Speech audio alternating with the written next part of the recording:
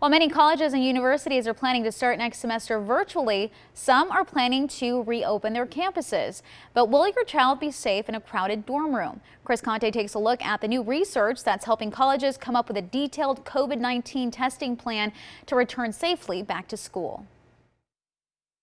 It is hard not to notice the emptiness consuming colleges and universities right now, long ago forced to send students home because of the virus. They do need that personal contact. They want to know who their professor is. But Tufts University President Anthony Monaco is preparing for students to return, and he's doing everything possible to make sure COVID doesn't come with them. So we wanted to test for COVID at a frequency which would pick up most people when they're asymptomatic. Every student who returns to campus will have to take a COVID test. With 5,000 students expected, Tufts is also expecting a number of those tests to come back positive,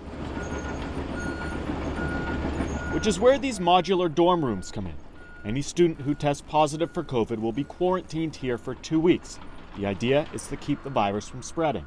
Universities face an existential question here, right? Many of them either open their doors or they face financial collapse that could in fact close their doors permanently. That is David Pelletier. He's a researcher at Yale, and he's been using epidemic modeling to guide higher education institutions on reopening. Here's what he found. If you take 5,000 healthy students, then throw in 10 other students who have COVID, and only test when kids have symptoms, hundreds, if not thousands of students will be sick by Thanksgiving. But take those same 5,000 kids, throw in 10 students who have COVID. This time, though, test every student twice a week and isolate those who are sick. Only about 100 students will end up catching COVID by the fall. You need to be testing frequently in order to get ahead of the silent spreading, the asymptomatic spread of infection.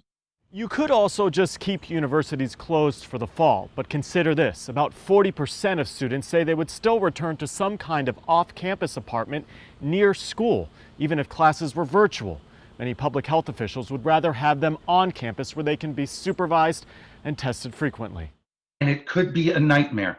But, the people who say we shouldn't open campuses because this will be a nightmare need to also remember that the nightmare doesn't just go away. So far, Tufts and about 100 other colleges are using David's data and will be testing students bi-weekly, all in hopes of getting students safely back to school. They want to be here, and they know that if they are going to be here, these measures are to keep everyone safe, not just themselves. In Medford, Massachusetts, I'm Chris Conte reporting.